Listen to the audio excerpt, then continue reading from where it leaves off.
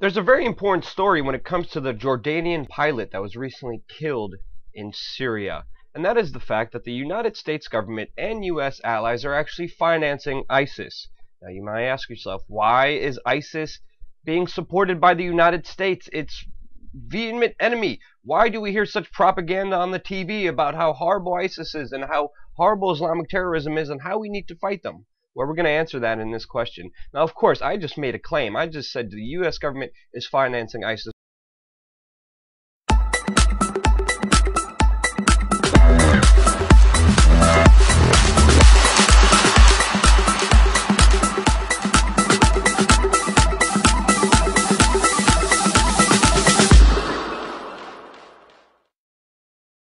We have covered this in depth on our YouTube channel, where we're going to give you another source here from the Tribune.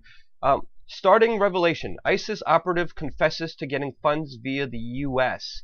Yes, this is a breaking news story that everyone should know, but of course you will not hear about it in the mainstream media. Yusuf al-Safavi, he's the Pakistani commander of ISIS, or Daesh, or ISIL, whatever term the media or government has to confuse you. Let's just say ISIS for now on. But he has been caught, and he has admitted that he is getting most of his financing from the United States. He gets about $600 for every soldier he recruits from Pakistan to go fight in Syria. He was fighting in Syria. He went across into Turkey. He was caught in Turkey and then escaped, because many people, including the person who was a part of the French bombings, the French terrorist attacks or French shootings, also escaped through Turkey, because Turkey is allowing, as we reported from people on the ground in Turkey and Syria, that we did investigations from, Turkey is allowing easy passage for ISIS terrorists to easily get into Syria to fight against Assad, our real enemy in the region. ISIS is not our enemy, Assad is, and that's why we are financing him. Breaking news story, ISIS member is admitting to being financed by the United States. Of course, the United States is denying this, but of course, even the Iraqi military is finding weapons and communication devices that are made by the United States, by Israel. And the story goes on and on. Secret U.S. training facility in Jordan that the CIA runs that has fighters going into Syria, going after Assad. Assad is the real enemy. If you want more details about this, go on our YouTube channel. Click on ISIS in the search box and you will find more detailed videos of how the United States is financing ISIS and is creating them. Now, why would the United States create such a horrible, horrendous, demonic, evil group? Let's talk about this. Number one, the government is using the Hegelian dialectic of problem, reaction, solution. ISIS is the problem.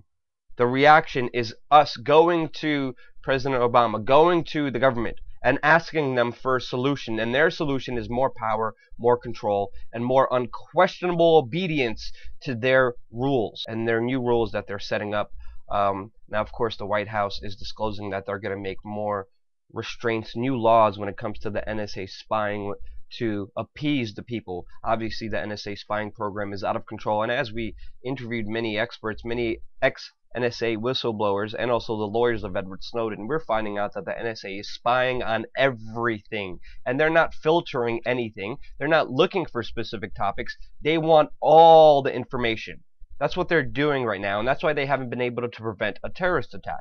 That's why they haven't been able to prevent a mass shooting. All these mass shootings and all these terrorist attacks work in their favor, because once they have that problem, you and people, if you look on Twitter, people are saying, look at Obama, he is not doing anything against ISIS. We need to do everything we can to stop them about ISIS. He has proposed these new rules and regulations to say, no, we'll be fair, we'll be transparent, we'll be accountable, and of course, there are limited restraints. There's barely any real changes done to the NSA spying program, and the Electronic Frontier Foundation, a great organization, did a review on it and said he has a failing grade, that he actually made no significant differences at all, even though he promised to make significant differences, and he's continuing the same horrendous policies that are just meant to spy on you. Now, why are they spying on you? Why do they want to know every little detail about you? Why are they worried about finding everything they can and having every little thing about you? Because it's about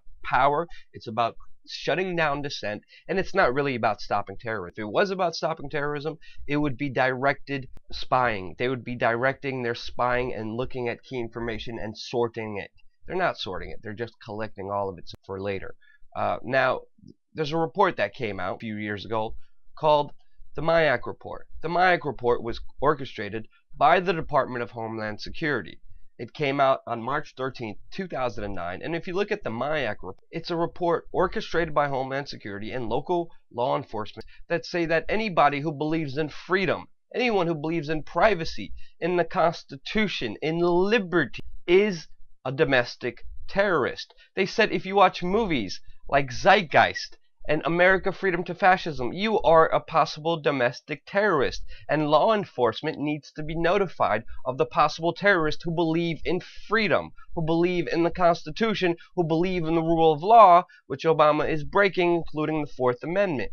And that's why the former NSA and CIA director says we could do whatever we want with the Constitution, because the Constitution is the only thing standing in their way from getting total power and creating a dictatorship in this country. And he's openly saying that I get to interpret the Constitution. Because of 9/11, because of ISIS, because of all these terrorist attacks, we need to fight terrorism, and we need to get rid of your freedom to protect. And people are playing along with that, and the reaction from this recent horrible, horrendous video of this Jordanian pilot being burned alive is the perfect excuse, and that's why they're talking about it in graphic detail in all of the mainstream media, and they're making this their main central talking point so they could justify the power grab that the government is having. Now, there's also the Southern Poverty Law Center, which is an organization that labeled me and other reporters and journalists and activists as domestic terrorists, equating us with hate groups. They actually listed We Are Change members all throughout the country, We Are Change organizations all throughout the country, and they knew more of them than I did.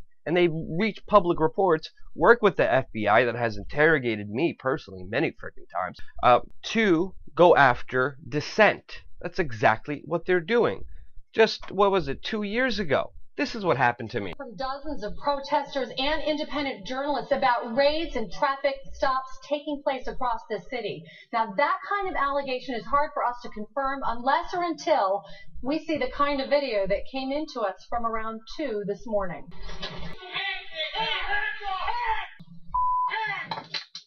We're being raided right now. For those that are watching, we are being raided by the CPD as we speak. What is this for, officer? What is this for? Just so you know, I almost got shot in that instant because I took out a phone and was filming video that was later deleted by Homeland Security and the Chicago Police Department when we were covering the NATO protests, and we had a gun put to our freaking heads and to our faces for reporting about what's happening. Now, I let go of my activist days. I'm straight a reporter. I'm here to report and inform people about what's really important in this world. Homeland Security and the Chicago Police Department conducted a raid where they, a couple hours before this, detained my friend and interrogated him about me. There was police radio chatter about them looking for us again to terrify us and to scare us. And that's exactly what's happening. Who else is on this terrorist watch list? Other activists, anonymous members, hacktivists, like Jeremy Hammond. Jeremy Hammond, who was a part of LOSEC, an organization loosely, anonymous is just an idea, but it came from the anonymous idea, that was entrapped by the FBI. He was more of an activist working on hacking.